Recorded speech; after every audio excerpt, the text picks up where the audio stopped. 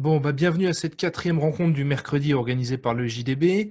Là, aujourd'hui, on va aborder les enjeux managériaux que génère ce confinement, particulièrement à l'approche du déconfinement et de la reprise d'activité qu'on commence à toucher du bout des doigts ou qui est peut-être déjà effectif pour certains d'entre vous. Donc, c'est un déconfinement qui va pousser à rattraper autant que possible le retard pris sur l'activité, tout en intégrant les mesures exceptionnelles liées à l'hygiène et la sécurité. Donc bon, l'objet de la conférence, c'est pas de réinventer son modèle managérial ou social, mais c'est plutôt de rester pragmatique en mêlant techniques de management de crise et bon sens organisationnel. Donc, l'idée, ça va être d'associer le collectif et l'individuel qui sont plus que jamais les deux leviers à votre disposition pour rassurer, rassembler et lancer cette reprise d'activité aux circonstances particulières pour vous, pour vos salariés et puis pour tous les acteurs qui gravitent autour de votre entreprise. Donc pour ça, moi, je vais céder la parole à Caroline Nicolo, qui est intervenante JDB. Puis on aura le témoignage d'un gérant, en la personne de Franck Cascales, qui va nous rejoindre pour qu'il nous explique comment il a pu maintenir, lui, son activité durant toute cette période de confinement et tout ce que ça a pu générer comme lui, pour lui en termes de management. Donc les bonnes pratiques habituelles, on vous invite à couper votre micro et votre caméra de manière à libérer un maximum de bandes passantes pour que ce soit le plus fluide possible pour tout le monde. Et on va vous demander donc de cliquer sur les onglets participants et converser et de poser vos questions par chat. Donc cette intervention, elle va se faire en 3 parties et on va se réserver un temps de questions à la fin de chacune de ces parties. Donc Guillaume Prélo et moi-même allons bien balayer et voir toutes les questions qui sont posées pour pouvoir les rassembler et les poser à la fin à Caroline. Bonsoir à vous tous. Merci Guillaume pour la présentation. Il est vrai que manager, c'est pas une mission toujours évidente, déjà dans un temps normal. Or, en l'occurrence, aujourd'hui, on est dans une période de confinement, on est dans une période de crise sanitaire. Comment manager? Bien sûr, pour préparer surtout, manager pendant cette crise, pour préparer la reprise ou comment on peut, dès le départ, manager à distance, etc. etc.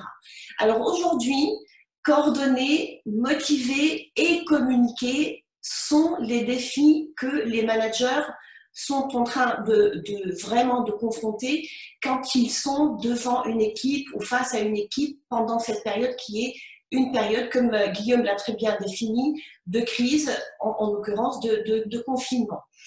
C'est une période qui va mettre aussi les managers à rudes épreuves. Déjà, manager, ce n'est pas toujours évident. Comment manager pendant cette période de confinement? Dans cette situation, le rôle des managers est primordial. Il va endosser une responsabilité primordiale parce que, à ne pas oublier, pour nous, quand on manage, on a des responsabilités économiques, on a des responsabilités organisationnelles, on a des responsabilités opérationnelles, etc., etc. De toute façon, dans ce sens-là, on va se poser tous des questions et les questions en général qui remontent pendant cette période-là, comment je vais pouvoir orchestrer les missions de mes collaborateurs, des différents services, sachant que les contraintes ne sont plus les mêmes, les tâches de chacun des collaborateurs, est-ce que j'ai besoin de prioriser autrement les missions de chacun des collaborateurs ou voire des services, qu'en est-il des règles en matière de sécurité, d'hygiène, etc., etc. Et là, je vous invite à aller sur les rencontres des mercredis derniers et les 3 premiers mercredis parce qu'il y a eu beaucoup, beaucoup d'informations là-dessus. D'autres questions qu'on va aussi se poser, et j'essaierai tout au long de mon animation lors de la conférence de ce soir d'y répondre.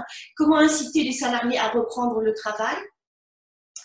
En plus, le manager aujourd'hui, il est confronté à un double niveau managérial. On a peut-être des équipes administratives qui sont en télétravail, mais les équipes opérationnelles, ils sont sur chantier. Comment manager à distance en télétravail pendant cette période de crise? Parce que, je le précise, le télétravail pendant cette période n'est pas juste un télétravail comme on peut mettre en place un télétravail en période ordinaire et pas en période de crise. D'autres questions qui vont nous parvenir, comment gérer le retour des salariés sur le terrain, ou voir comment le rassurer, comment organiser les services autrement, comment amener une ambiance cordiale, une ambiance de confiance, une ambiance sereine, parce que on peut l'avouer et on peut le rencontrer et on peut le constater même que les peurs vont être de plus en plus présents. On a les peurs qui sont exprimées, d'autres peurs et d'appréhension qui ne le sont pas, et ainsi de suite. Et pour finir, le dernier ordre de questionnement va être autour de l'appréhension. Comment je peux appréhender à travailler autrement en intégrant les gestes de prévention, les gestes barrières, les gestes de sécurité, etc., tout en maintenant peut-être une activité ou opter pour maintenir ou redémarrer une activité. Parce qu'aujourd'hui, si on fait le constat, on a des sociétés dans le secteur du bâtiment travaux publics, des sociétés qui ont souhaité maintenir l'activité, qui ont déjà commencé à mettre en place les bonnes pratiques. Vous avez d'autres qui ont, pour d'autres raisons, mis en place un confinement complet et qui se posent plein de questions. Est-ce qu'on peut reprendre une activité? De quelle manière, etc., etc. Et dans ce sens-là, et afin de répondre à toutes ces questions, je vais composer ou classer mon animation en 3 axes majeurs, à savoir comment animer du collectif. Ça sera notre premier axe de développement de ce soir, et j'attends bien sûr toutes les questions. Deuxième axe de développement, je l'orienterai vers comment animer au niveau des chantiers, de l'opérationnel, qu'on soit sur le terrain ou qu'on soit en télétravail. Et bien sûr, le troisième axe que j'aimerais bien développer avec vous ce soir, c'est l'axe qui va sur l'animation, bien sûr, individuelle. Comment accompagner, c'est-à-dire ce qu'on appelle autrement le management humain. Et c'est là que le manager a besoin de développer tout son talent de leader. Voilà les 3 axes. Alors pour commencer, je commencerai par le premier, à savoir animer le collectif. L'animation du collectif, il va s'orienter sur 3 axes majeurs quant à lui, à savoir comment rassurer. Parce que oui, en période de confinement, ce mot a encore plus d'importance. On a besoin de rassurer, on a besoin de répondre à des questions précises. Un conseil majeur, la transparence. Quand il y a des choses à dire, on a besoin de savoir les dire. Parce que quand on lit les choses et on va vraiment pratiquer une communication de transparence, je crois qu'on peut rassurer plus. Il n'y a pas pire pour un manager que les non-dits. D'accord? Parce que pourquoi? Quand on ne dit pas correctement ou attend les choses, on crée chez nos collaborateurs ce qu'on appelle les zones intellectuelles libres, et ces zones intellectuelles vont peut-être être occupées par les appréhensions, les peurs, les craintes, la non-confiance, etc., etc. Alors, de ce fait, on peut, notre management peut être défaillant parce qu'on n'a pas communiqué comme il faut, quand il faut, etc., etc.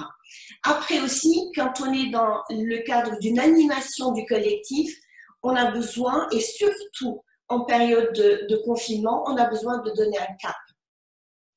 Le leader est là, le manager est là pour donner un cap, pour rappeler les objectifs. Et du moment où on donne le cap, on rassure nos collaborateurs. Et bien sûr, on a besoin de maintenir le contact, on a besoin de garder ce contact. Pourquoi on a besoin de garder ce contact? Pareil, les contacts, de toute façon je vais les développer plus tard, mais maintenir les contacts, même si on est en télétravail, ça peut toujours rassurer et intégrer les salariés. Et d'autant plus vrai quand on est aussi, et j'en parlerai dans la deuxième partie au niveau opérationnel.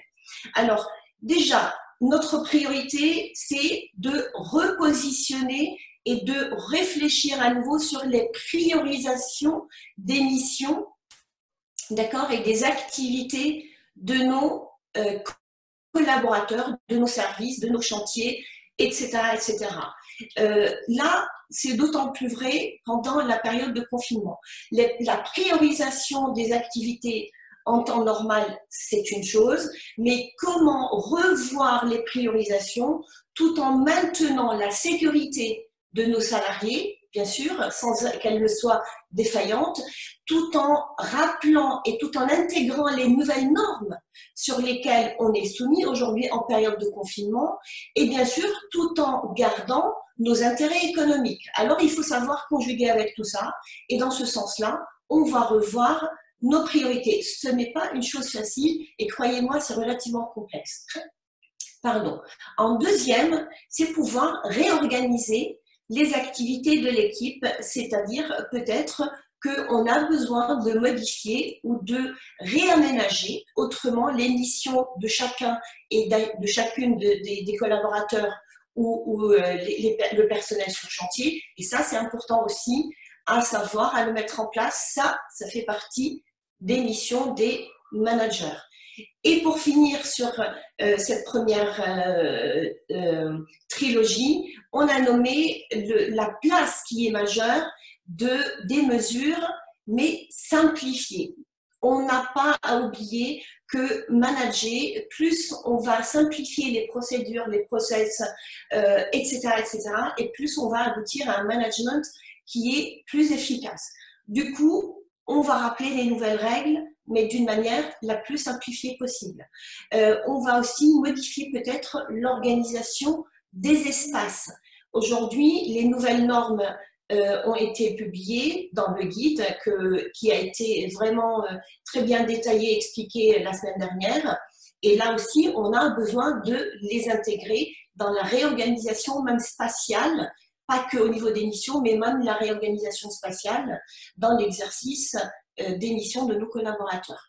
De ce fait, 3 mots d'ordre: garder le contact, garder le cap, mais quels sont les outils dont on a besoin et dont on dispose aujourd'hui quand on est en télétravail. Je vais parler du télétravail, c'est-à-dire le travail à distance, et après, si vous voulez, on reprendra le travail, et ça sera dans la deuxième partie au niveau des chantiers, parce que je sais qu'il y a des chantiers qui ont été maintenus et d'autres qui ont été arrêtés. Alors, je vais essayer de travailler sur les 2 registres, et sur le télétravail, comment communiquer à distance, et quand on est sur chantier aussi, comment communiquer tout en maintenant les distances, respectant les normes, etc., etc.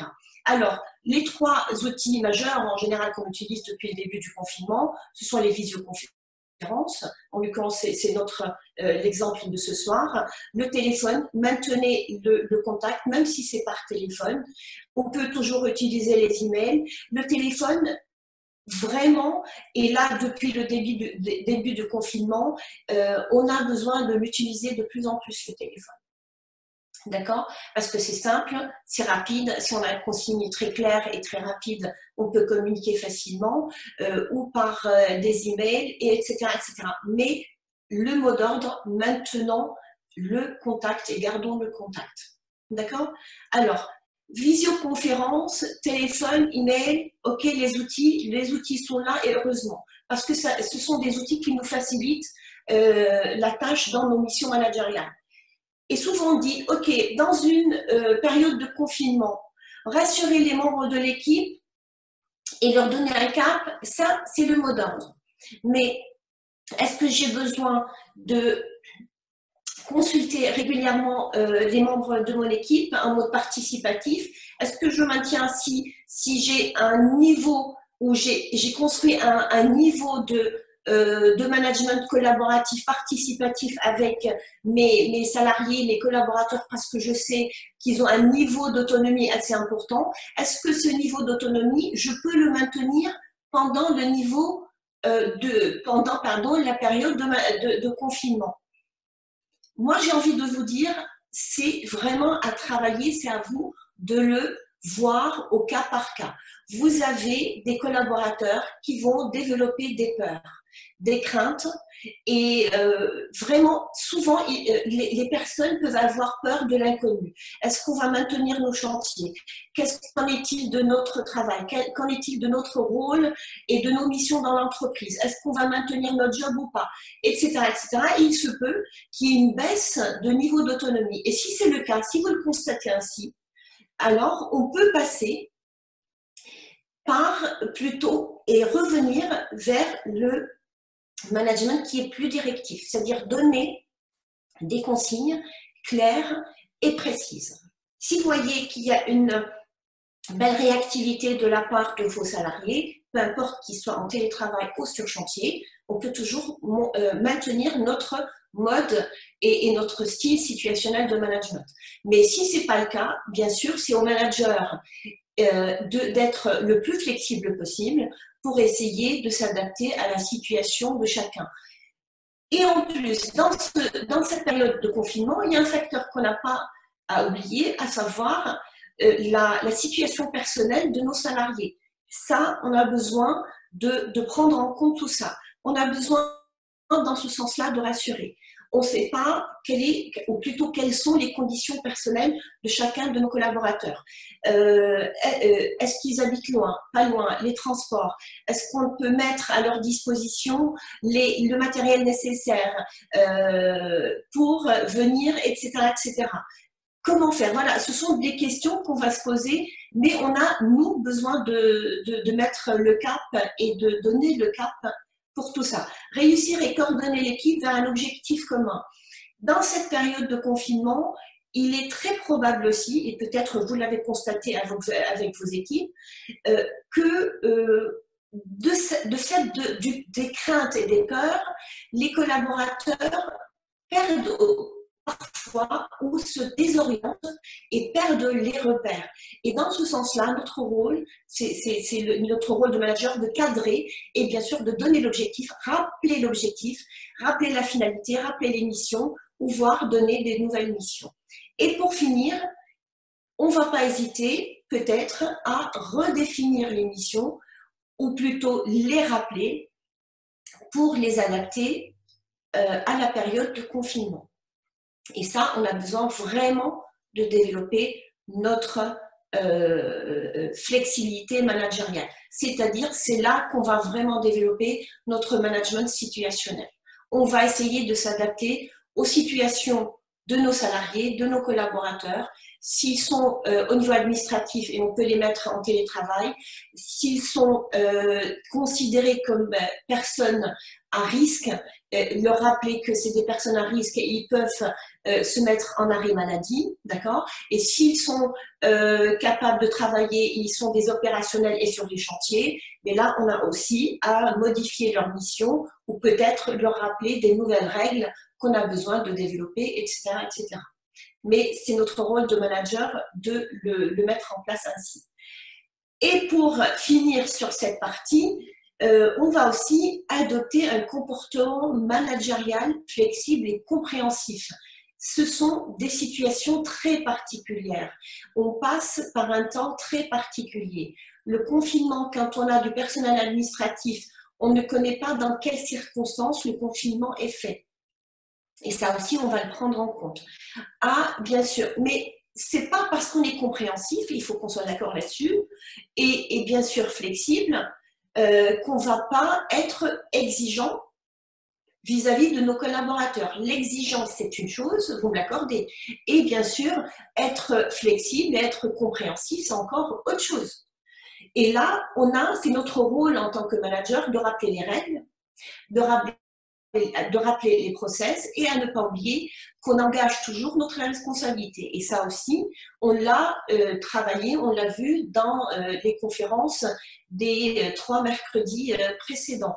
On engage toujours notre responsabilité quand on est manager. Et de ce fait, on a besoin, après avoir donné le cap, après avoir assuré, on a besoin aussi de communiquer sur les priorités. À vraiment toujours prendre la communication en compte. On a besoin toujours de communiquer. Vraiment, le plus on communique et le plus on peut rassurer. D'accord? Avec un langage qui est positif et qui est en général objectif et pas alarmant. On a besoin de faire très attention à notre langage verbal et voire même notre langage non verbal. Maintenir une dynamique d'équipe. Comment maintenir une dynamique d'équipe en période de confinement? Garder le lien. Alors, quand on est face à une équipe qui est en travail à distance, en télétravail, on a besoin, c'est ce que je disais, on a besoin d'utiliser les outils nécessaires, à savoir les visioconférences, les téléphones, les emails, etc., etc. Mais quand on est sur chantier, c'est encore un autre mode de... je crois qu'il y a un micro qui s'est activé. Non, c'est bon. Gérer des rituels, ou plutôt créer des rituels pour structurer le temps et créer des repères. Par exemple, on peut, si on travaille avec des collaborateurs qui sont confinés et qui sont en télétravail, on peut se donner tous les matins à 8h, à 8h30, des rendez-vous matinaux pour donner le cap, pour rappeler les missions, pour rappeler les priorités. On me dit, mais nous, on n'a pas l'habitude, avant le confinement, de faire peut-être des réunions ou des meetings tous les matins. Ok, mais ce n'est pas grave. Là, aujourd'hui, on est en période de crise, on est en période de confinement, on a besoin de rassurer. Comment on peut rassurer? C'est quand on a vraiment réussi à maintenir le cap et à maintenir vraiment ce contact. Alors, tous les matins, un récap de la journée, un rappel des règles, des process, des priorités, etc.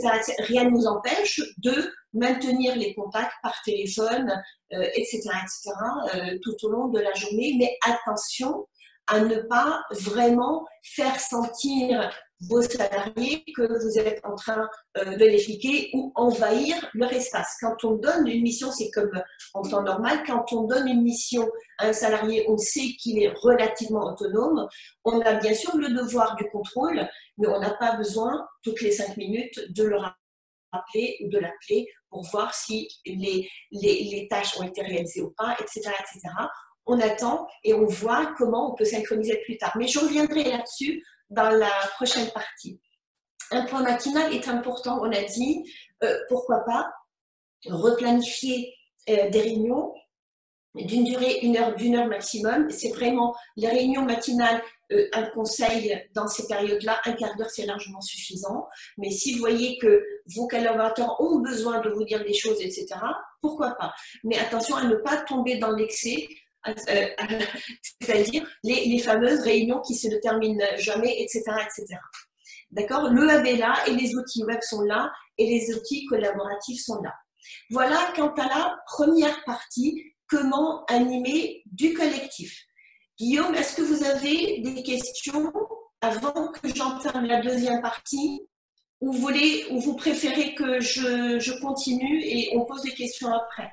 Bon, on peut commencer sur cette première partie. On a déjà quelques questions.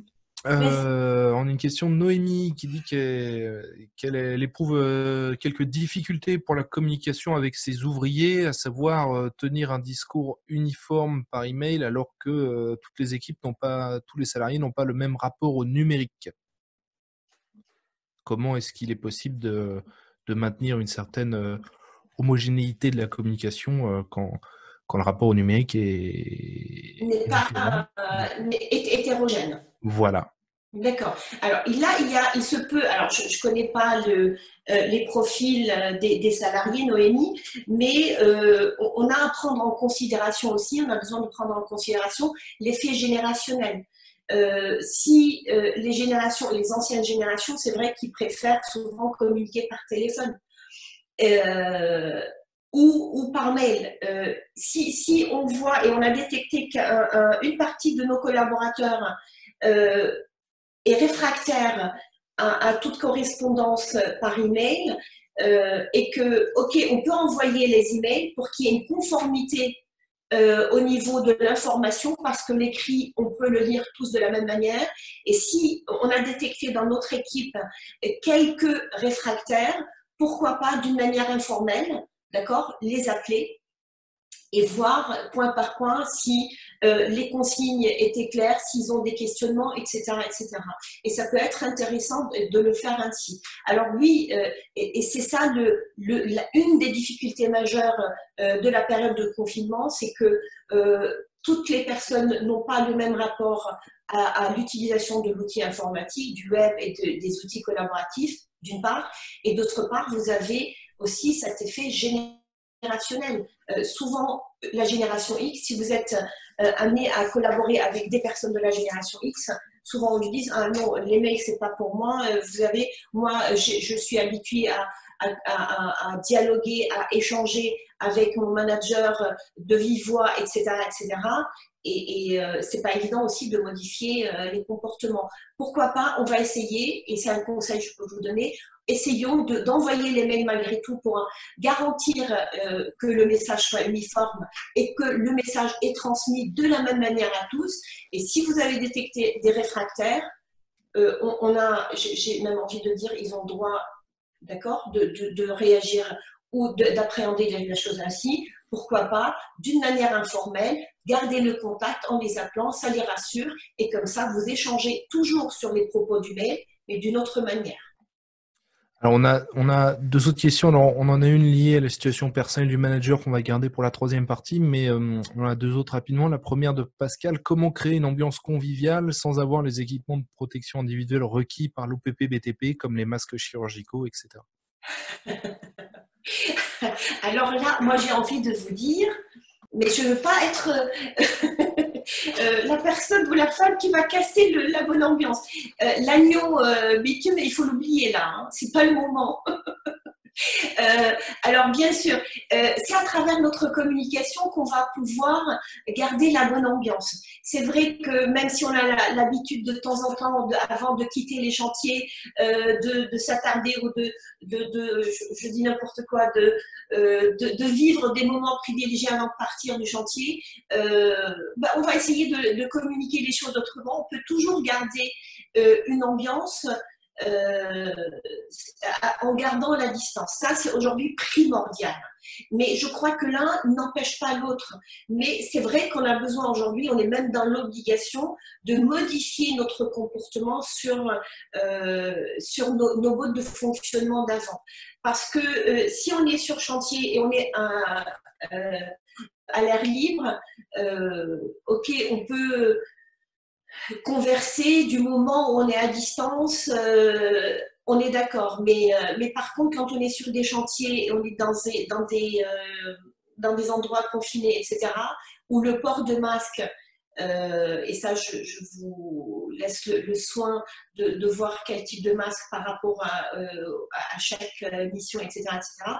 Mais on peut le faire autrement, tout en gardant, et c'est à nous, quand on est manager, de rappeler les règles.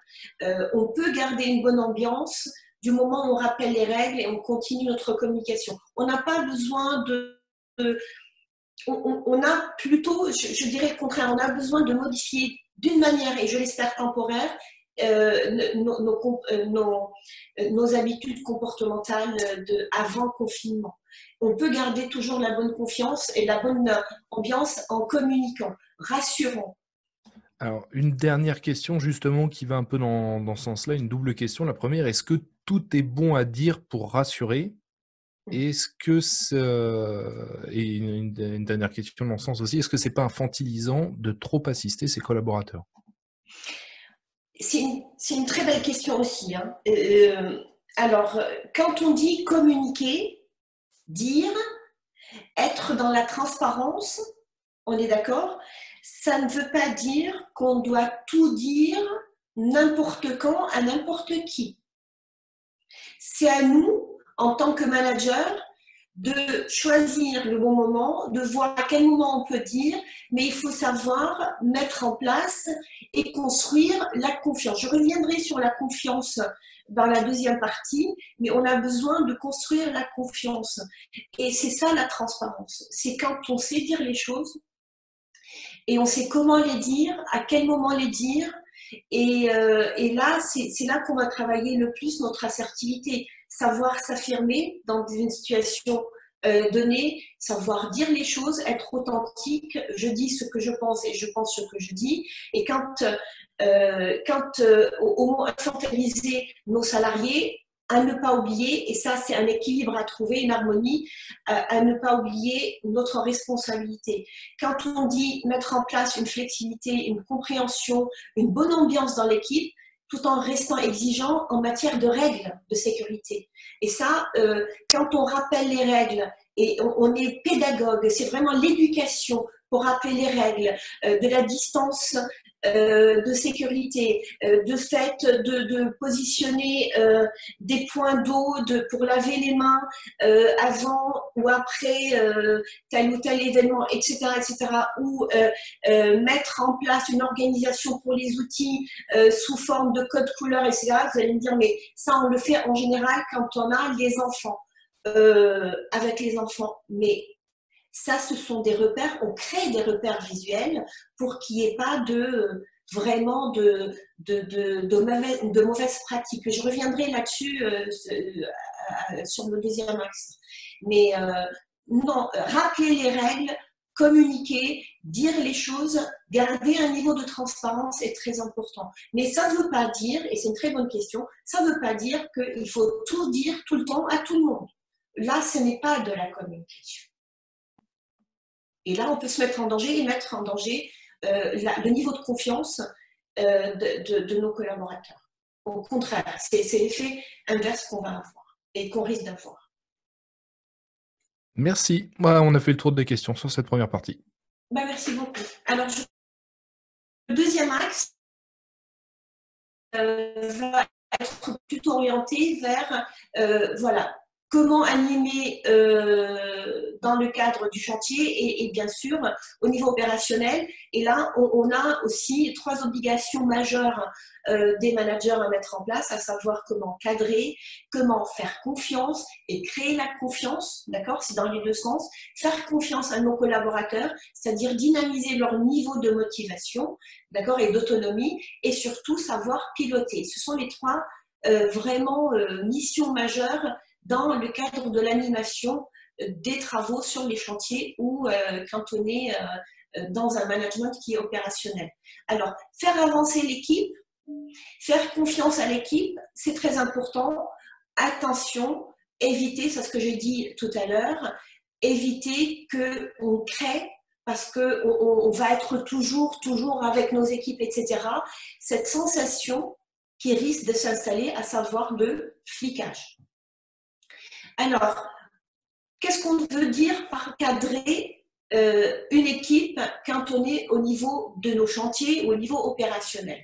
Et ça, ce que je dis tout à l'heure, ici, dans votre secteur d'activité, parfois vous êtes confrontés, peut-être pas toutes les entreprises, mais il y a des entreprises qui seront confrontées parce qu'on a deux secteurs majeurs dans notre activité. On a la partie ou 2 parties majeures, la partie administrative et la partie chantier. Qu'est-ce qu'on fait? La partie administrative, on est d'accord, on est dans le confinement, le télétravail, on a besoin de l'encourager, on a besoin de mettre en place et en œuvre les moyens nécessaires pour qu'on travaille, mais à distance. Il est vraiment recommandé, sauf si on ne peut pas faire autrement et si le salarié ne peut pas faire autrement. Okay. Alors, après avoir donné un cap dans la première partie, pour la semaine, alors pourquoi pas plus qu'une semaine, parce que c'est ce que je dis tout à l'heure, on a besoin, là on est en période de crise, on est en période vraiment très particulière, qu'on va appeler période de crise sanitaire. On a besoin de maintenir le cap, mais à des courtes durées. Aller au-delà de la journée, aller au-delà de la semaine, c'est peut-être périlleux, parce que jusqu'à aujourd'hui, on n'a pas, d'accord, on ne maîtrise pas l'ensemble des éléments. Tous les jours, vous pouvez lire dans les journaux, écouter à la radio, etc. On entend parfois les choses et leur contraire. D'accord? Déconfinement, pas de déconfinement, etc., etc. Les choses commencent à s'éclaircir un petit peu, mais attention, ne pas donner un cap beaucoup plus lointain et revenir là-dessus parce qu'il y a eu des difficultés et on n'a pas réussi à le faire. Là, on va essayer de raisonner semaine par semaine. C'est un conseil, le moyen terme, et voir pourquoi pas d'une manière quotidienne, jour par jour. Ok, alors donner les objectifs, les consignes claires, plus nos consignes sont claires, et plus le niveau d'autonomie de chacun des collaborateurs, on va essayer de le poursuivre et de suivre leur niveau d'autonomie. Alors, c'est ce que j'ai dit tout à l'heure. Si le niveau d'autonomie de mon collaborateur est assez élevé, c'est-à-dire c'est un collaborateur qui est modifié, motivé, qui sait faire, c'est-à-dire il a un niveau d'autonomie assez important avant la période de crise, je le dis, je le répète, ça ne veut pas dire que j'ai et que je peux travailler avec ce collaborateur de la même manière.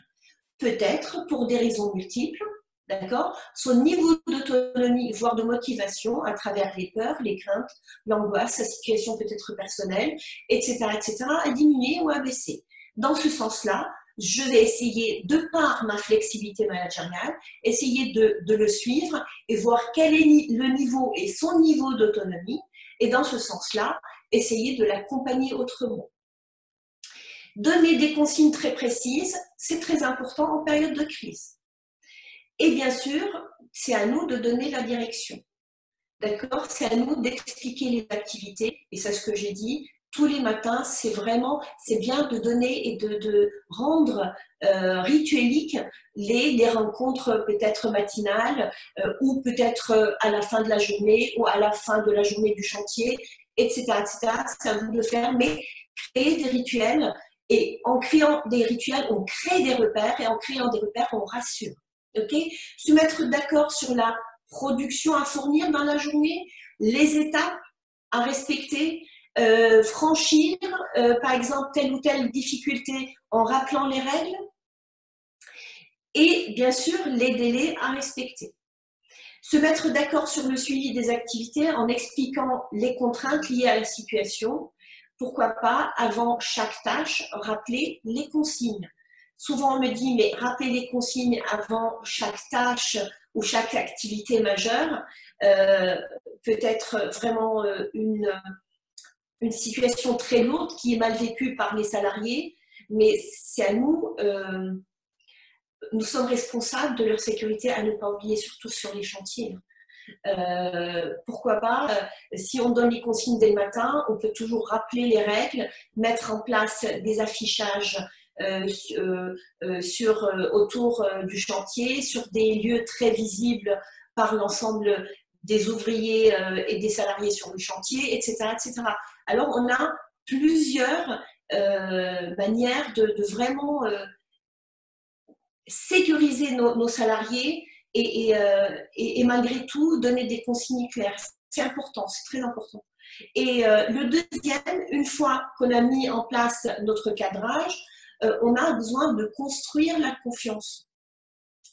Juste pour vous rappeler, plus on a mis en place un cadre qui est clair, des consignes claires, on a rappelé la priorisation des tâches, on a créé des nouveaux repères, on a rassuré et on a communiqué bien évidemment, et plus on va créer une ambiance de confiance. Et dans une ambiance de confiance, le salarié est plus productif, il y a moins cette crainte. Et là, dans cette période de confinement, on a vraiment besoin de rassurer. Juste un rappel, je vais vous montrer le schéma de la confiance. Un rappel, la confiance, c'est un process. Pour le construire, on a besoin de passer par 4 étapes majeures.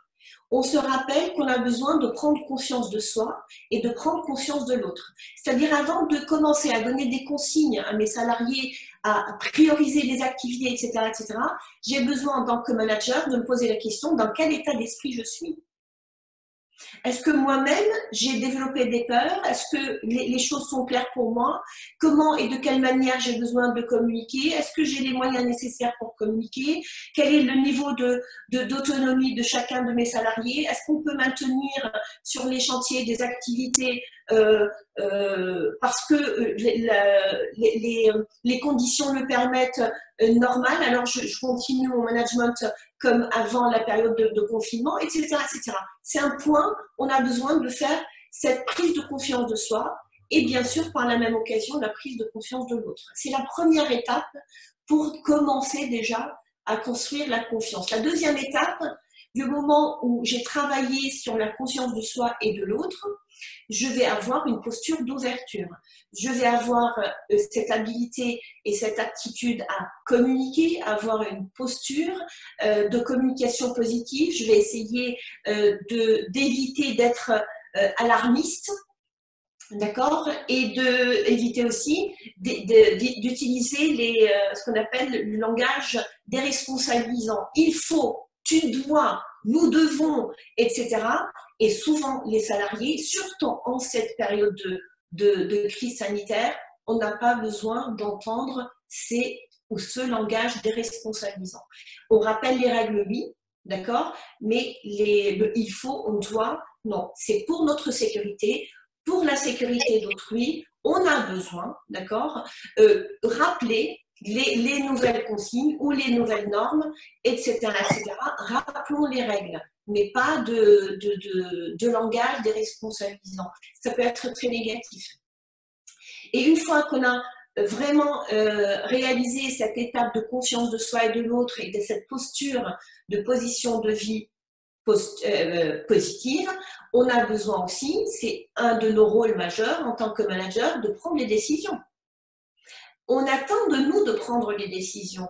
On attend de nous de montrer le cap et de dire voilà ce qu'on peut faire, voilà les conditions dans lesquelles on se trouve, voilà nos objectifs. Rappelons les règles et rappelons les objectifs et toujours rappelons le cap. Et une fois qu'on a réalisé les trois premières étapes de cette procédure de confiance, on a besoin de rappeler la quatrième, à savoir la présence. On attend de nous d'être vraiment présent le moment où on a besoin de nous, c'est-à-dire répondre de par nos responsabilités, montrer l'exemple, être présent quand il y a des situations alarmantes, des situations difficiles, etc., etc. Et une fois qu'on a réalisé ces différentes étapes de la procédure de confiance, on peut dire qu'on a on a essayé de construire la confiance au sein de notre équipe. Voilà, c'est juste pour rappel. Je sais que ce n'est pas sur chantier, mais c'est bien aussi de rappeler les fondamentaux, parce que quand on dit rassurer, être dans la compréhension de l'autre, être dans la communication positive et dans la transparence, on parle aussi des étapes de la construction de la confiance. Je reviens sur ma diapo d'avant. J'ai juste coupé un peu pour rappeler la confiance et qu'il s'agit d'un process très particulier. Pour vous rappeler, le troisième point dans le cadre comment animer un chantier ou sur un niveau opérationnel, c'est le pilotage. Une des missions majeures d'un manager, c'est de piloter, donner le cadre, savoir laisser vraiment faire le prochain point, par exemple, de suivi, etc. Faire le point sur son avancement avec les salariés, les collaborateurs, pourquoi pas les chefs de chantier, les ouvriers, etc., etc.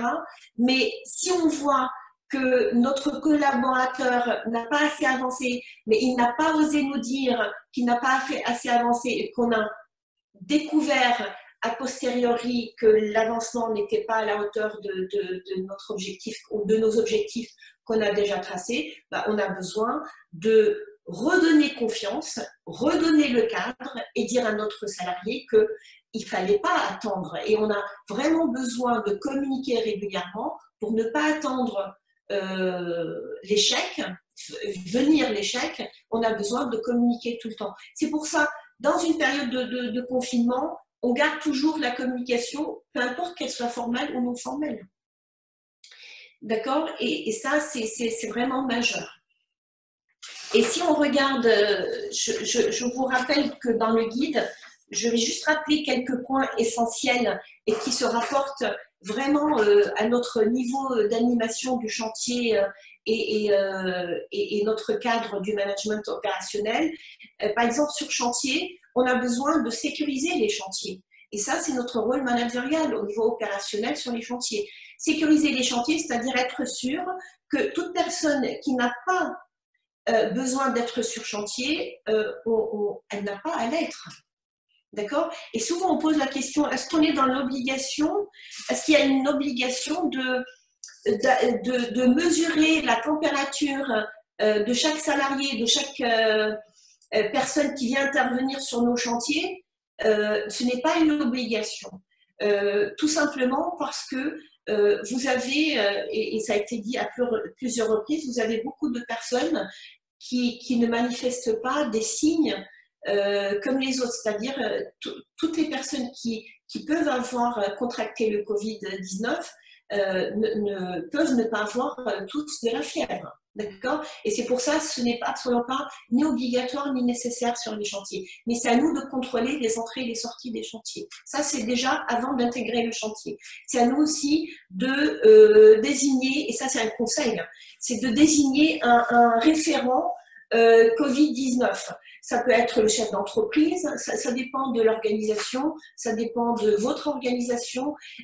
Si vous avez plusieurs chantiers, pourquoi pas désigner un référent Covid-19 par chantier. Ça peut être le chef de chantier, ça peut être une autre personne. Dans cette période de crise, quand on a besoin, sanitaire bien évidemment, et on a besoin d'intégrer des nouvelles règles, des nouvelles normes, etc., on a aussi ce conseil de vraiment collaborer d'une manière assez importante et assez intéressante avec les représentants du personnel et avec les instances représentatives du personnel aussi. D'accord? Organiser, par exemple, en plus des réunions régulières. Les réunions sur chantier, c'est OK, on peut les faire régulièrement. Si on a ce privilège d'avoir un chantier, mais vraiment avec vraiment une ouverture, c'est-à-dire on n'est pas confiné, on n'est pas dans un milieu fermé, etc. Pourquoi pas privilégier plutôt les réunions en dehors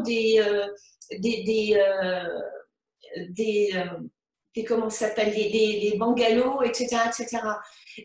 Si par exemple pour les espaces de vie, vous avez besoin aussi de les organiser autrement, tout en respectant peut-être, pourquoi pas, au lieu que tout le monde puisse prendre le déjeuner de 12h30 à 13h30, pourquoi pas faire un roulement et il y aura 1 heure pour telle ou telle équipe, 1 heure pour telle équipe, pour qu'ils ne se croisent pas. Alors, on a plusieurs possibilités d'organiser, d'accord, parce que c'est une partie de nos rôles managériaux ou de nos missions managériales, c'est d'organiser les activités et d'organiser l'espace aussi, et surtout maintenir la sécurité de nos collaborateurs. C'est quelques conseils, mais je crois que vous aurez des questions et j'attendrai vos questions pour y répondre. Guillaume, pour moi, la deuxième partie est OK. Est-ce que vous avez des questions? Alors oui, on a plusieurs questions. La première, comment gérer les salariés qui sont au travail mais qui ont peur? Comment éviter l'effet de contagion au sein des équipes qui nuira à l'ambiance générale? Je n'ai pas entendu la première partie. Ce sont des salariés qui sont sur chantier ou qui sont en télétravail? Qui sont sur chantier, mais qui ont très peur de l'effet Covid-19 en fait. D'accord. Là je vous renvoie, alors dans un premier temps, merci Guillaume, je vous renvoie sur le guide qui a été publié par l'OPP-BTP. D'accord, il y a tout un questionnaire à faire remplir à vos salariés et je crois qu'en complétant ce questionnaire, vous pouvez détecter le niveau d'appréhension et de peur. Les peurs, pourquoi on a peur? En règle générale, on a peur de l'inconnu parce qu'il y a un vide et parce qu'on ne sait pas ou parce qu'on a entendu dire qu'on va vraiment créer des images qui ne sont pas objectives et qui sont pas vraiment, qui correspondent pas à des réalités. Comment je peux vraiment travailler sur les peurs? Je peux travailler sur les peurs en rappelant les règles. d'accord, en prenant peut-être en considération quelques exemples. La fédération a publié beaucoup, de dire voilà, toutes les mesures de sécurité, une fois qu'elles sont prises, il n'y a pas de raison, bien sûr, mais on compte sur vous pour que vous puissiez les respecter, et plus on les respecte, et plus on va réduire le risque de contagion, etc. Sachant qu'on est sur chantier, est-ce que le risque zéro existe? Le risque zéro, qu'on soit même au bureau ou sur chantier, le risque zéro n'existe pas. On va raisonner nos salariés, nos collaborateurs, les ouvriers sur le chantier ou d'autres personnels par le raisonnement. C'est-à-dire, plus on va travailler avec eux sur le raisonnement, plus on va atténuer leur niveau émotionnel, et en l'occurrence la peur. D'accord? Du moment où on a vraiment posé toutes ces questions, on a donné toutes ces idées, on a expliqué de manière objective, on a donné des chiffres, on a donné des études qui ont été faites, etc., etc. On a fourni le matériel nécessaire. Quand on a mis correctement à leur disposition du gel, des masques, ça dépend de la situation du chantier, etc., etc. Je crois qu'en communiquant, bien sûr, on va réduire, d'accord, le niveau de peur. Mais quoi qu'il en soit, pendant cette période, en tant que manager, je crois qu'on va beaucoup travailler sur le niveau de la peur et de l'appréhension, de l'angoisse, etc., etc. Et surtout, si moi, j'échappe, je contracte le Covid-19 et j'arrive à échapper, mais si je rentre chez moi et que j'ai à la maison mon conjoint ou ma femme, ou etc., qui a des problèmes de santé graves, je peux le contaminer, je peux le mettre en danger. Ça aussi, ce sont des questions pertinentes, et c'est une peur qui a ses raisons d'être. Mais on a aussi d'autres raisons valables pour rassurer aussi les personnes. Voilà. Quel est le rôle de l'encadrement intermédiaire dans ce schéma? Alors, le rôle de l'encadrement intérieur, ça dépend de l'organisation de l'entreprise. Est-ce que l'encadrement intermédiaire, il a besoin de manager des chantiers, ou il manage les managers des chantiers? Ça dépend aussi. Là, je dirais qu'il y a deux volets majeurs. Le management intermédiaire, parce que c'est vrai qu'on a évoqué le management stratégique et le management opérationnel, ça dépend du manager intermédiaire. Le manager intermédiaire, il a les mêmes responsabilités que le manager opérationnel, mais c'est à lui aussi, si c'est le cas, c'est le manager intermédiaire qui va rappeler les règles, qui va donner et qui va reprioriser les activités, peut-être de chacun des chantiers, etc., etc. Alors, c'est un rôle qui est aussi important. Dans le cadrage, le fait de donner le cap, le manager intermédiaire a un rôle très important. Le manager intermédiaire, il aura vraiment, et je reviendrai avec mes diapos là-dessus, c'est vraiment l'animation collective, à savoir, si on a un management intermédiaire, ça dépend de l'organisation et de la taille de la structure. Revoir les priorités, ça peut être une activité majeure chez le management intermédiaire. Réorganiser les activités des équipes, des chantiers, être sûr que toutes les mesures d'hygiène, de sécurité peuvent être mises en place, faire le recensement de l'ensemble du matériel au niveau de la sécurité, l'hygiène, si on a ce qu'il faut, etc., etc. Ça peut être une des missions du manager intermédiaire. Mettre en place les mesures simplifiées, peut-être mettre en place des chartes de bonne conduite sur chantier en intégrant les nouvelles règles, les nouvelles normes, etc., etc. Et peut-être, à ne pas oublier, il peut avoir une autre mission aussi, c'est le rôle de chef d'orchestre par rapport au manager opérationnel. Alors, on a une dernière question relative au référent Covid-19. Est-ce que ce n'est pas une trop grosse responsabilité, compte tenu des enjeux? Oui, si. Et c'est pour ça, c'est toujours une responsabilité. J'ai envie de dire, n'ayons pas peur des responsabilités. À quel niveau? Quand on nomme un référent Covid-19, ça dépend qui est la personne, d'accord? Parce que le chef d'entreprise peut être il peut se désigner référent Covid-19. On peut avoir dans des entreprises des directeurs qualité, d'accord? Et les directeurs qualité, de par leur fonction, d'accord, ils peuvent être désignés le responsable, et là je parle et je pèse mes mots, le responsable qualité, c'est-à-dire en matière de référence au niveau Covid-19, c'est-à-dire le référent, mais aussi on peut dire que le référent chantier, ça peut être le chef de chantier ou une personne qui est responsable de la sécurité sur le chantier. Et c'est pas pour rien que j'ai dit tout à l'heure, on a besoin d'associer, d'accord, les représentants du personnel. Pourquoi pas associer le comité de sécurité, c'est-à-dire le CSSCT aujourd'hui avec nous et le CSE, après ça dépend de leur composition, et on a besoin de les associer. Quand on est manager, on a besoin de travailler avec eux d'une manière assez étroite. Juridiquement parlant, la responsabilité, si c'est ça la question, la finalité de la question, c'est étroitement lié à la délégation des pouvoirs. D'accord? C'est-à-dire le chef d'entreprise ne peut en aucun cas, parce qu'on a désigné des référents Covid-19, de se désengager de sa responsabilité vis-à-vis de la sécurité de l'ensemble des salariés.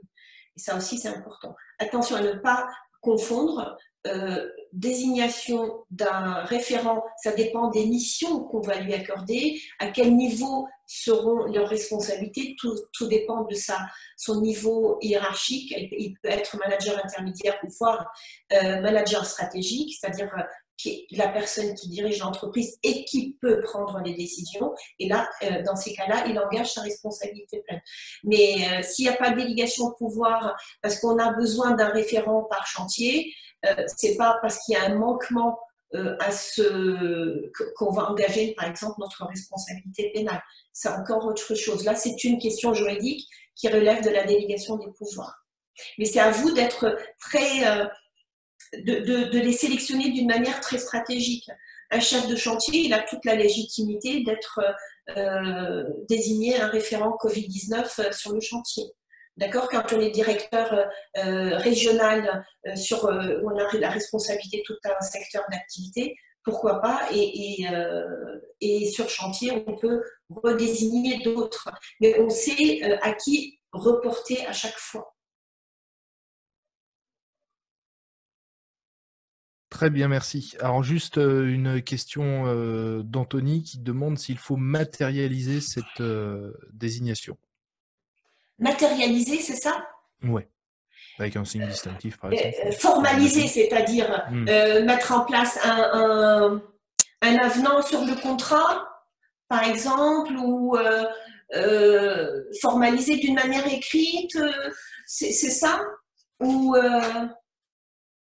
Oui, formaliser et désigner. oui, désigner, c'est une bonne question. Moi, je préfère, j'ai pas envie de dire des bêtises, parce que là, c'est une question purement juridique. Et je préfère qu'on la pose aux juristes, d'accord, de l'ESJ, j'ai dit, parce que j'ai pas envie de dire oui, il faut formaliser, non, il faut pas le formaliser. Ça va de soi.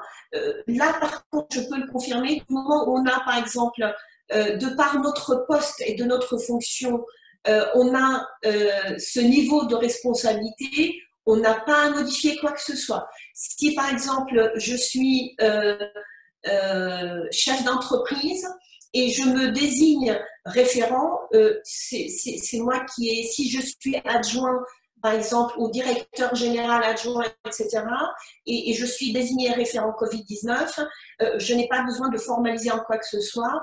Le fait que je communique comme quoi je suis la personne qui va être considérée comme référente en matière de Covid-19 suffira. Ça, c'est un point. C'est de par mes fonctions, je sais que je n'ai pas besoin de formaliser plus que ça. Il faut juste notifier, le faire savoir, communiquer là-dessus et c'est OK.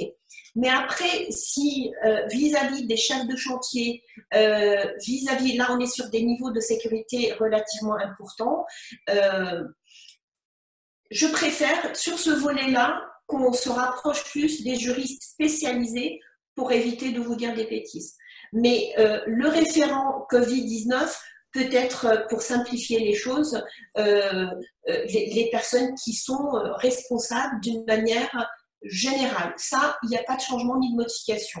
Mais s'il y a une personne bien spécifique qu'on a besoin de désigner et qu'elle n'a pas de par sa fonction, cette délégation de pouvoir, je préfère qu'on se rapproche plus d'un juriste spécialisé. Oui, ouais, c'est un point qu'il faut faire avec un juriste de sa fédération locale ou avec l'OPP-BTP, effectivement. Je crois qu'il vaut mieux, parce que là, la question est très pertinente. On peut ou pas, ou dans quelle mesure on peut engager notre responsabilité, parce que là, on peut engager même la responsabilité pénale s'il y a des négligences qui ont été faites, on est d'accord. Et si je suis ouvrier, on me dit, bah, tu surveilles tes collègues, j'ai pas envie d'être référent, on est d'accord. Là, je crois pas. Juridiquement, franchement, je crois pas, et je préfère quand même qu'on puisse être considéré ainsi ou engager notre responsabilité. Mais je préfère que la question soit étudiée par un juriste. Tout à fait. Du coup, on va peut-être passer à la troisième partie avant de céder la parole à notre témoin, Franck Cascales. Oui, ok, entendu. Alors, pour la troisième partie, au niveau de l'animation individuelle ou le management de l'humain, là, on est sur le niveau de leadership. Là, on a besoin de gérer le relationnel, savoir écouter, savoir appeler, peu importe les moyens. Et là, je vais me référer à la première question, à savoir si mes collaborateurs, les ouvriers, sont réfractaires aux emails, comment mener une communication.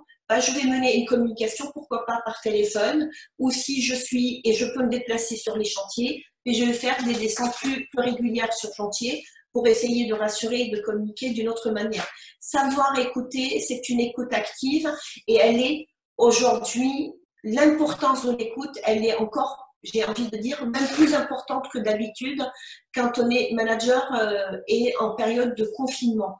Pourquoi? Parce que au-delà des relations professionnelles, on ne peut aujourd'hui négliger la situation personnelle de l'ensemble de nos salariés. Comment être proactif dans l'écoute des collaborateurs pour s'assurer qu'ils vont bien, qu'ils traversent cette période le mieux possible? Est-ce que, en tant que manager, je peux ou il est recommandé que je demande à titre perso comment va la famille, est-ce que c'est OK pour toi, etc. Tout dépend du niveau de confiance que vous avez instauré dans votre équipe, d'accord? Mais il ne faut pas non plus arriver à un point où on va parler plutôt personnel que réaliser nos objectifs et oublier nos exigences, parce qu'on a des chantiers à livrer, parce qu'on a des objectifs à atteindre, etc., etc. Gardez le contact et surtout écoutez vos salariés. Appelez, faire des points réguliers. N'hésitez pas. Attention à l'excès non plus. L'excès veut dire on peut peut-être envahir l'espace de nos salariés et ils vont se sentir, tiens, on n'est pas des enfants, on sait faire, on a toujours su faire, c'est pas maintenant qu'on va nous apprendre notre métier, etc., etc. Si on a des collaborateurs qui sont autonomes, on peut rappeler juste les règles, on a l'obligation de contrôle, mais peut-être à ne pas appeler de la même fréquence et avec la même fréquence que d'autres qui ont besoin d'être rassurés, qui ont besoin de maintenir plus le contact, etc., etc. Et de ce fait, le confinement, c'est une situation exceptionnelle, c'est une situation pendant laquelle les situations personnelles ne sont pas toujours peut-être évidentes. On ne sait pas dans quelles conditions nos salariés vivent pendant cette période-là. Alors, vous voyez, vous avez anticipé, là, je parle de la peur d'être contaminé, la peur de contaminer si on est vraiment porteur sain et on ne le sait pas. Si on est porteur sain, comment ne pas contaminer la famille, comment ne pas contaminer mes collègues, etc., etc. Les collègues sur chantier, c'est plus simple. Du moment où on respecte les distances de sécurité, les distances sanitaires, du moment où vraiment on suit les recommandations au niveau de fait de garder les distances, de se laver les mains, de mettre en place un protocole de nettoyage des lieux. Et ça aussi, vraiment, c'est une recommandation. Si vous avez, par exemple, des achats, essayez de les livrer directement sur chantier. D'accord? Ça vous évite une étape intermédiaire et des manipulations supplémentaires, etc., etc. Du moment où on va pouvoir simplifier les process, simplifions-les pendant cette période-là. N'oublions pas que pendant cette période, peut-être que vous serez amené à avoir un effectif réduit. Ça, on n'a pas évoqué ça. Un effectif réduit, ça veut dire peut-être que le temps de travail ne sera plus le même. D'accord? Quand on a sur des chantiers, avant on a désigné des binômes, ces binômes, en général, ils travaillaient vraiment au niveau de distance très proche. On est d'accord? Là, aujourd'hui, on ne peut plus le faire. Alors, il y a plusieurs manières.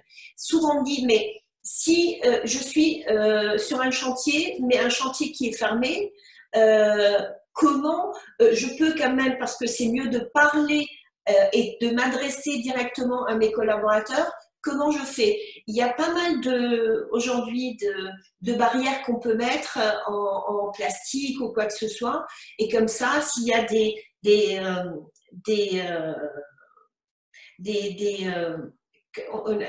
plans d'architectes, etc., on a besoin de donner les mesures nécessaires, etc., on peut les voir, mais à distance. Et il y a des barrières, il y a des choses très intéressantes qui sont faites ainsi. Mais privilégiez ça.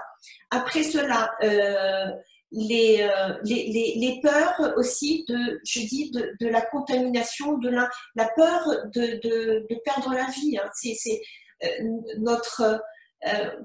C'est un besoin c'est une peur qui est instinctive chez l'être humain. On a toujours peur pour notre vie.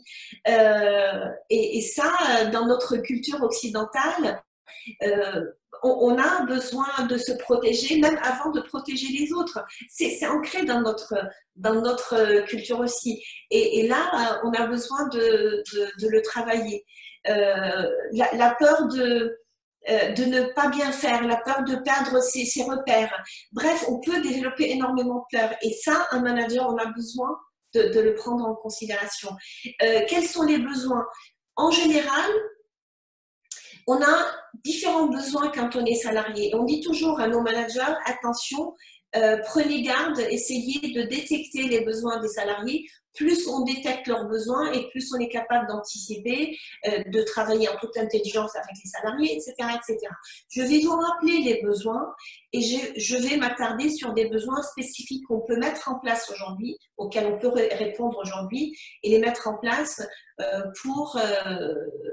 ou plutôt dans les chantiers ou sur les chantiers, pour être plus juste. Vous avez beaucoup de salariés qui ont besoin d'une reconnaissance personnelle. Quand ils font l'effort de venir sur chantier, de ne pas se déclarer absent ou en arrêt maladie, etc., peut-être que parmi eux, vous avez des salariés ou des ouvriers qui vont vous dire « mais j'aurais aimé qu'il y ait une reconnaissance ».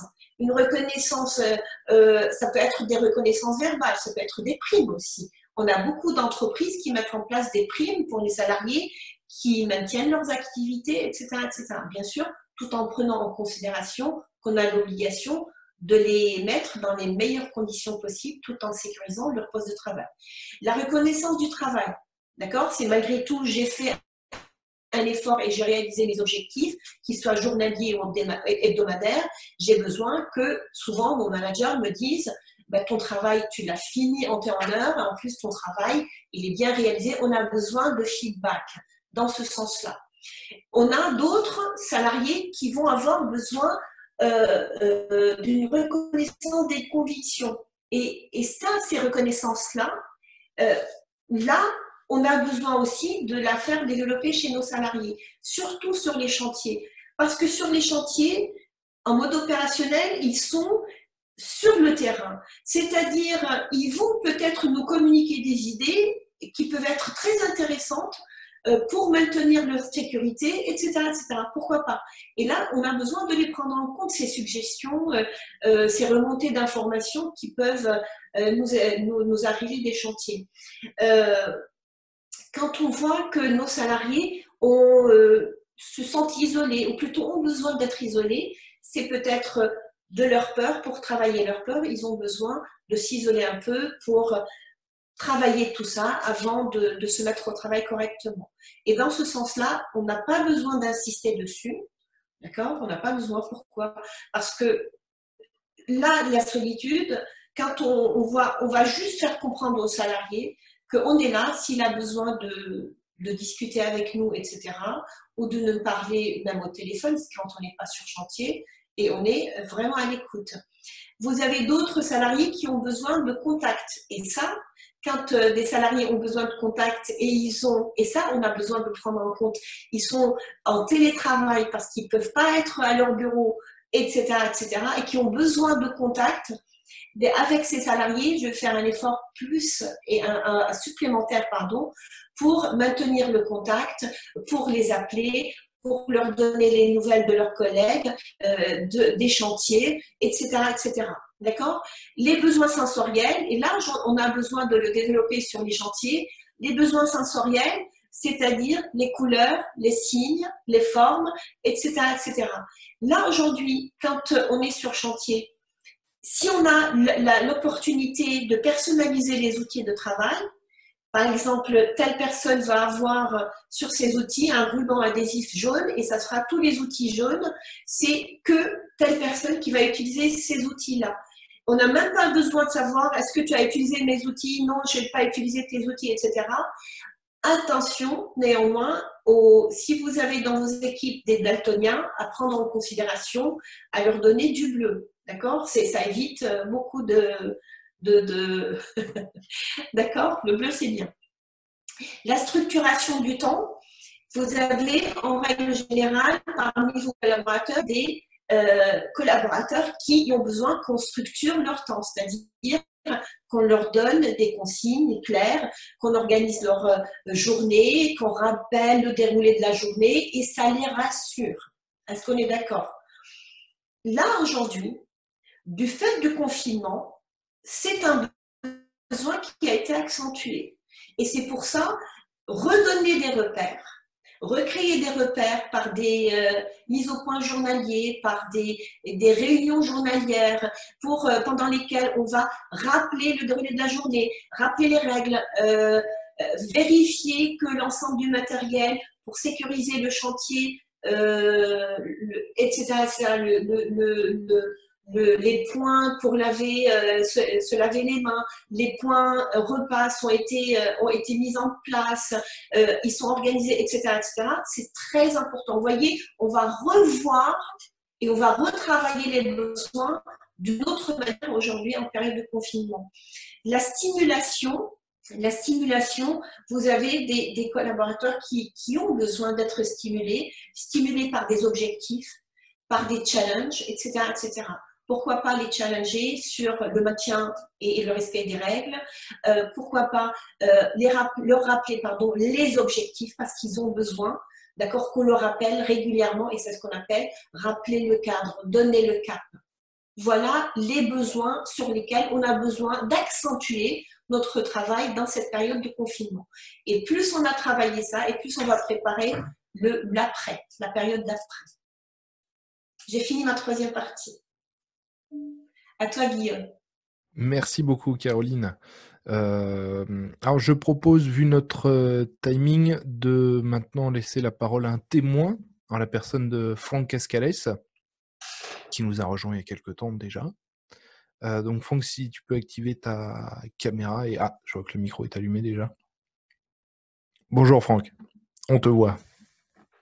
Bonjour, Franck. On ne t'entend pas, par contre. Ah. Là, c'est bien. Ah, voilà, très bien. Très bien.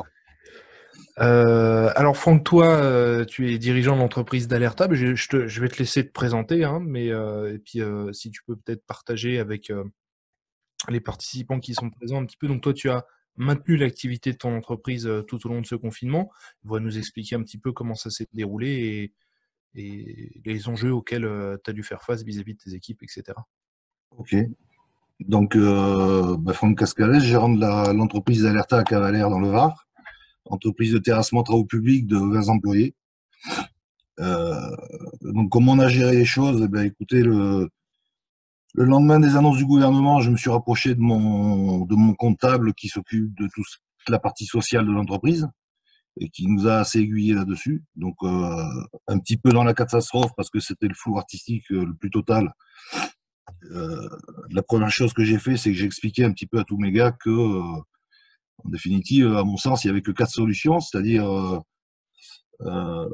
soit ils avaient des enfants et puis ils pouvaient se faire arrêter et être pris en charge par la sécurité sociale, mais pendant une durée limitée. Soit ils pouvaient éventuellement être en congé sans solde ou alors travailler parce qu'on avait du travail. Voilà. Donc ça a été à froid, ça a été la discussion que j'ai tenue avec eux, en leur expliquant un petit peu pas mal de choses de ce que j'avais pu savoir. Donc là-dessus, j'en ai eu 3 de suite qui ont eu des problèmes de garde d'enfants parce que leur femme travaillait dans des milieux hospitaliers ou pharmacie, des choses comme ça. Donc ils ont utilisé donc cette fameuse attestation qui leur a permis d'être pris en charge par la sécurité sociale. Et tout le reste a continué à travailler parce que chômage partiel, à l'époque, c'était encore très vague, donc on ne savait pas trop. Donc première disposition qu'on a mis en place, c'est bon, les gestes barrières, les choses comme ça, à expliquer un petit peu à tout le monde. Et puis, donc, on a acheté des pulvérisateurs, on a mis de la javel, on a dilué à l'eau, et on passe les machines, les camions, les outils le matin à la javel et plusieurs fois par jour. Donc ça a été, on a démarré comme ça.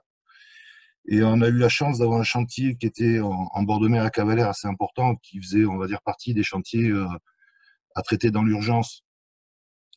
Donc, je me suis rapproché du maître d'ouvrage qui est ni plus ni moins que la commune en leur disant on va vous me demander de travailler, mais pour autant, j'ai pas les moyens d'apporter les moyens de sécurité à mon personnel. Donc, la mairie m'a un petit peu aidé avec quelques masques qu'ils avaient et un petit peu de gel. On a été dans les différents supermarchés acheter des lingettes à base de javel et puis on a démarré comme ça. Et donc, on a passé les 2 dernières semaines du mois d'avril avec 60% du personnel, donc en gros 9 personnes sur 16 sur chantier. Et petit à petit, en définitive, on a récupéré tout le monde. Donc depuis début mars, on est complet, on va dire, sauf un qui depuis le début a des craintes. C'est légitime, hein, de toute façon, comme j'avais expliqué aux autres. Et donc en définitive, lui, depuis le 17 mars, il ne travaille pas. Voilà. Il m'a demandé une période de congé sans solde qu'on lui a accepté. Et sinon, on a la totalité du personnel. Voilà. Après, j'ai la chance d'avoir des gars qui sont, on va dire, au courant un petit peu de tout ce qui passe dans l'entreprise parce que je suis assez près d'eux. Donc voilà, il y a un relationnel qui est différent. C'est plus facile de leur expliquer tout ça et d'en parler. Voilà. Et après, tout à l'heure aussi, pareil, vous avez évoqué les primes. Donc visiblement, je ne sais pas trop où ça en est exactement, mais on n'est pas réellement, je pense, le BTP, on n'a pas réellement le droit de donner des primes. Alors on peut le faire, mais sous certaines conditions qui sont contraignantes. Donc moi, la prime, je vais la donner. Et puis on verra comment on fera après, mais en tout cas, je vais la donner au prorata des jours travaillés des gars qui ont travaillé. Donc je suis parti sur le fait de dire, on démarre la prime le 17, on met 1 000 € du 17 avril à fin mars, du 17 mars pardon à fin avril, et puis je divise ça par le nombre de jours et au prorata des jours travaillés, les gars auront une prime. Voilà. C'est un petit plus parce que je pense que c'est mérité, quoi. Et ils sont au courant de ça? C'est un vecteur de motivation pour eux Alors la prime, ils sont pas encore au courant. Ils vont l'être là parce que je vais donc là on arrive sur la période de paye, donc je vais leur annoncer là dans la semaine en leur disant que voilà, ceux qui ont travaillé, ils auront au prorata des jours travaillés une prime qui équivaut à X € par jour de travail. Voilà. D'accord. C'est une excellente reconnaissance pour tous les salariés qui ont fait énormément d'efforts. Je crois que c'est toujours positif quand on peut le mettre en place, on est d'accord. Moi, je leur ai bien expliqué que je ne les obligeais pas à travailler. Je leur ai donné les 4 solutions qui, pour moi, étaient les seules à l'époque. Mais en aucun cas, j'obligeais les gars à travailler. Je ne peux pas le faire, je n'ai pas le droit, puis de toute façon, c'est comme ça. Mais pour autant, pour ceux qui l'ont fait, parce qu'il y a aussi, faut pas oublier que Bon, nous, on fait 42 heures par semaine, donc il y a quand même, avec les paniers et les trajets, il y a quand même des salaires qui sont, on va dire, je pense, assez élevés. Je veux dire, la dernière personne qui est rentrée, le plus bas salaire de l'entreprise aujourd'hui, il est à 1750 euros net. Si on passe en chômage partiel, combien il va perdre? Est-ce qu'il va pouvoir payer son loyer, faire le reste? Et puis, bon, j'ai pas mal de gars qui ont des enfants en bas âge et qui m'ont dit, nous, il est hors de question qu'on perde un centime. Et en fait, ils ont travaillé parce que, comme on dit, hein, l'argent, c'est le nerf de la guerre, et puis eux, ils en ont besoin, et puis du coup, ils ont fait l'impasse là-dessus. Donc, ils ont joué quelque part leur sécurité, leur vie, peut-être, par rapport à un rapport financier, quoi. Et je pense que c'est 70% du personnel qui a réagi comme ça, par rapport à ça. Est-ce qu'il y a des chantiers qui ont été arrêtés, sur lesquels il était plus Alors, possible d'aller travailler? oui, parce que j'avais en même temps trois chantiers privés en bâtiment. Donc, bon, beaucoup de second corps d'État. Donc, moi, j'étais pas vraiment à cette période dedans, mais pourtant, les trois chantiers ont été arrêtés sur Cavalère en bâtiment. Et puis, ensuite, j'ai des marchés privés sur 2-3 communes là, aux alentours où les maîtres d'ouvrage nous demandent de travailler, quoi.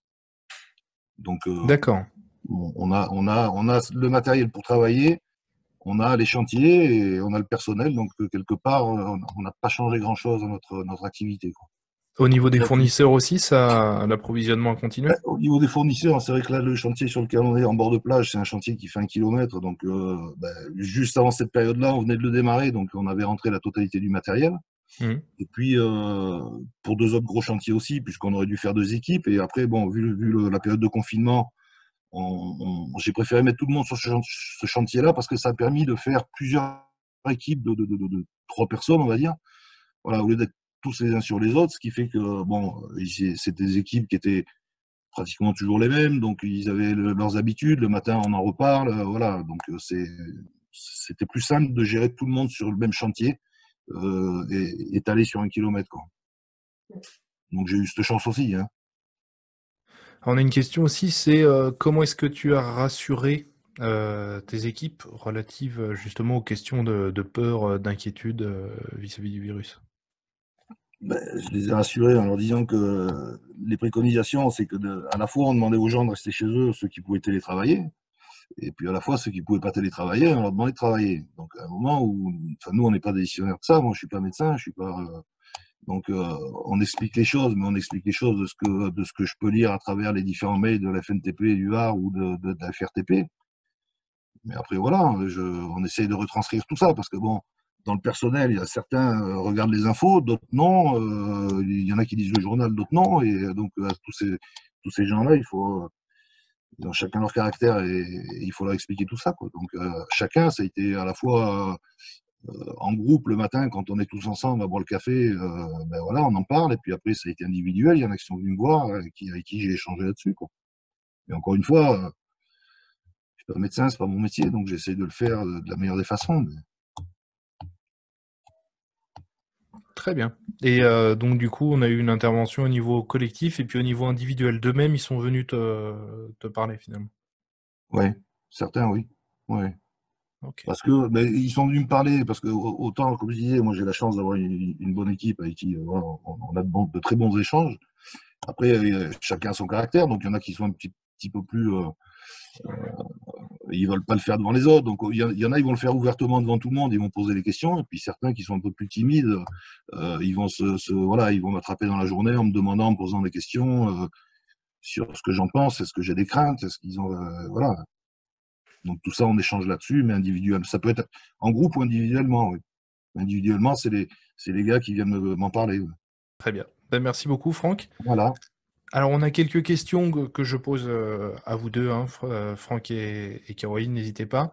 On en a une que, bon, je vais la reformuler un petit peu, mais comment gérer les frustrations de ceux qui veulent travailler quand le travail s'est arrêté ou qu'il n'y a plus de travail pour tout le monde? Si je commence. Oui, Franck, vas-y. Ouais. Moi quand je dis oui, je veux dire, j'ai la chance aujourd'hui d'avoir on va dire qu'en termes de travail au jour d'aujourd'hui, on est tranquille jusqu'au fin juillet. Donc, ce côté-là, aujourd'hui, je ne le ressens pas parce que je sais qu'on Les problèmes de fournisseurs vont s'améliorer, ils commencent un petit peu à s'améliorer. On a du matériel, on a le personnel, donc globalement, j'ai tendance à dire que s'il n'y a pas d'autres problèmes, il n'y a rien qui va changer pour nous. Voilà. Donc les gars, ils veulent travailler, il y aura du travail. Après, Et si c'était pas le cas, comment tu t'organiserais? si j'étais pas le cas, ben, le problème c'est que on parle de chômage partiel. Moi, dès le début, pourquoi j'ai pas voulu? Parce qu'aujourd'hui, ça a été incertain pendant trop longtemps. Et tant mieux pour les entreprises qui ont de la trésorerie s'ils peuvent avancer les salaires. Donc moi, je dis pas que j'aurais pas pu le faire, hein, mais j'ai pas la garantie au jour d'aujourd'hui d'être remboursé en totalité si je fais les avances de salaire. Et je vois pas comment je peux déstabiliser la trésorerie de l'entreprise en payant la masse salariale tous les mois pendant 1 mois, 2 mois, 3 mois, sans savoir si à terme, je vais être remboursé de tout ou une partie. Donc pour moi, c'est pas concevable. Si je peux me permettre pour compléter, c'est la grande problématique aujourd'hui pour le travail partiel. C'est le fait que les entreprises soient obligées d'avancer la rémunération à ce qu'on… Bien sûr, au niveau des banques, on a donné l'ordre aux banques de bien faciliter la tâche aux entreprises pour une avance de trésorerie sans pénalité, etc. etc. On sait avec un petit peu de recul qu'on a eu, il y a des banques qui jouent le jeu, d'autres pas du tout. Déjà, ça c'est une grande problématique. Et la deuxième chose, est-ce qu'on a fait les déclarations, est-ce qu'on a demandé les autorisations en temps et en heure, est-ce qu'on va être remboursé, à quelle hauteur, etc., etc. Il y a beaucoup de zones de flou qui sont restées. Et quand les entreprises ont réussi à maintenir leurs activités, ils ont maintenu. Par contre, quand on n'a pas réussi à maintenir l'activité pour des raisons qui peuvent être autres, et qu'on a été obligé malgré tout de mettre nos salariés ou une partie de nos salariés au chômage partiel. Alors, il y avait cette possibilité de se mettre en chômage partiel ou pour des raisons autres en arrêt maladie, ou la troisième que Franck a bien évoquée, c'est de poser ces jours de congés payés aussi. Et ça peut être peut-être une juste mesure entre le fait de ne pas travailler et en attendant que les chantiers réouvrent dans des cas précis, peut-être début mai ou la mi-mai, etc., etc. Alors, comment on peut gérer la frustration? Là, on travaille sur les émotions. Hein. Comment gérer une frustration? J'ai envie de travailler, mais je ne peux pas travailler. Il y a deux raisons pour lesquelles je ne peux pas travailler. Je ne peux pas travailler de par ma santé, parce que je suis considérée de par les règles qui ont été instaurées comme étant sujet à risque. Et là, si c'est le cas, dans le comportement que Franck a mené, et je lui donne en exemple, se rapprocher de ses salariés de manière informelle, garder le contact, maintenir avec l'échange, on peut vraiment atténuer le niveau de cette frustration. Mais malgré tout, quand on a envie et on a besoin de travailler, c'est un besoin parfois. Vous avez des collaborateurs qui ont besoin de travailler. Ils vous diront, c'est notre épanouissement, être sur le chantier, c'est nous, c'est ce qu'on sait faire. Et le fait d'être enfermé 1 mois, 2 mois, etc., c'est pas nous. Et ça peut, c'est vrai, créer des frustrations énormes. Et là, c'est très délicat. On va garder notre niveau managérial, c'est-à-dire garder le contact, rassurer, communiquer, mais après, il y a une autre partie qui reste méconnue pour nous. Qu'en est-il des conditions personnelles aussi du collaborateur? On peut pas, il y a une zone qu'on ne peut pas connaître s'il n'a pas envie de communiquer là-dessus. Et ça, c'est une chose importante. Pourquoi pas, une autre suggestion pour atténuer un petit peu les frustrations, c'est d'expliquer le cadre réglementaire, dire c'est une obligation, de toute façon, on est coincé, et se résigner dans ce sens-là. Je voulais juste dire autre chose, parce qu'on parlait des congés payés. Effectivement, il y avait la solution de poser des congés payés, puisqu'on arrive sur la fin de la période, qui ouvrira les congés pour cet été. Pour ceux qui connaissent un petit peu, Cavalère, ça se situe juste à 13 km de Saint-Tropez. Alors cet été, ça va peut-être être différent, puisqu'on ne sait pas si les gens vont pouvoir descendre. Mais pour autant, on ne peut pas prendre le risque. C'est-à-dire que si j'utilise, nous, l'entreprise ferme tous les ans au mois d'août, parce que la période d'août, elle est compliquée avec la masse de gens qui se trouvent ici.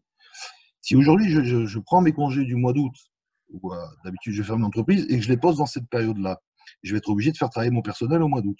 Sauf que ça fait déjà, ben c'est pas compliqué, c'est la semaine 12, donc c'est la semaine où le président fait ses annonces. On a déjà reçu des arrêtés pris par les maires des différentes communes du golfe de Saint-Tropez qui interdisent le travail en saison estivale depuis fin juin à mi-septembre. Donc ça veut dire que si je pose mes congés maintenant pour que mes gars soient payés, soient en congé payé, ne travaillent pas, ne prennent pas de risques, au mois d'août, il va falloir que je les fasse travailler, sauf qu'on m'interdit de travailler. Donc comment on fait? Tout le monde a gagné, les frais fixes, qui c'est qui va me les payer? Donc aujourd'hui, le risque, enfin, moi en tout cas, je ne peux pas le prendre. Et c'est compliqué. Hein. Et ça, c'est sur quasiment toutes les communes du Golfe. Donc on est bien obligé de garder ces congés-là pour s'arrêter au mois d'août et on ne peut pas les poser maintenant.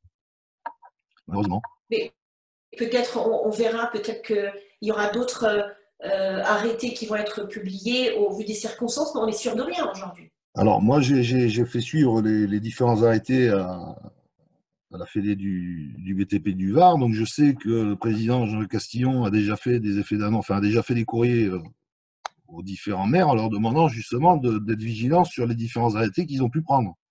Parce que la période, elle n'est pas bonne. Et si en plus, on est déjà au mois d'avril, on est le mois de mai, juin, et la saison, ensuite, on nous interdit de travailler d'une façon, mais c'est impressionnant, hein, les différents arrêtés qui sont pris. Hein. Je ne sais pas comment on va faire. C'est-à-dire qu'aujourd'hui, si chiffre d'affaires ici dans le coin, il faut le faire sur 8 mois. 8 mois de l'année. Donc déjà, quand la période elle est assez courte maintenant avec ce qui se passe, c'est compliqué. Oui, ça fait partie des enjeux régionaux un peu spécifiques en fonction des différentes régions et qui peuvent effectivement poser des vraies difficultés. Merci beaucoup à vous deux. Merci à tous les participants de cette conférence. Vous pourrez la retrouver sur YouTube dès demain, sur la page YouTube de l'EJDB. Caroline, est-ce qu'on peut avancer un petit peu sur le diaporama, s'il te plaît? Alors peut-être que tu veux conclure avant, Caroline? Oui, je voulais juste conclure sur les 10 points à retenir, si tu me permets. On va récapituler. Ce sont les conseils. Prendre conscience que le leadership est clé, c'est-à-dire notre position de vie, notre capacité de manager le relationnel avec nos salariés, de leur donner confiance, créer la confiance, communiquer, etc., etc. Le deuxième point, c'est afficher une transparence. Et vous l'avez très bien posé la question, transparence ne veut pas dire n'importe quand, n'importe quoi à n'importe qui, n'importe quand, mais garder un comportement de l'information. Troisième point clé que j'aimerais bien qu'on retienne de cette conférence, c'est la proximité.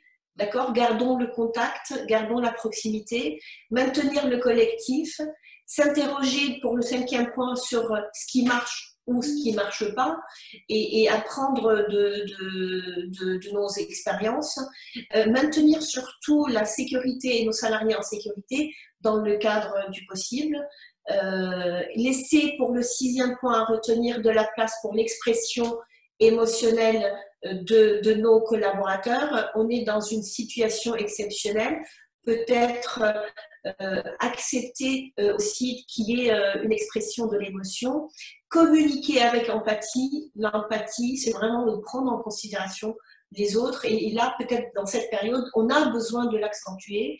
Qu'est-ce qui peut nous arriver si, et on a besoin de bien travailler sur cette question, savoir reprioriser les activités. Et pour finir, le dixième conseil qu'on peut donner, prendre soin de soi et de l'autre. Si on ne prend pas soin de soi et de l'autre, comment voulez-vous qu'on puisse construire la confiance, rassurer, surtout pendant cette période qui est relativement complexe. Et merci à vous tous. Merci Guillaume. Merci beaucoup Caroline. Merci beaucoup à Franck pour son témoignage. Les rencontres du mercredi continuent, hein, le programme des 2 prochaines à venir, donc mercredi prochain, le 29 avril, Covid-19, le signe noir de 2020, et la première du mois de mai, qui aura lieu le 6 mai, ce seront un petit rappel des bonnes pratiques de gestion, notamment pour les promotions qui ont démarré peu de temps avant le confinement.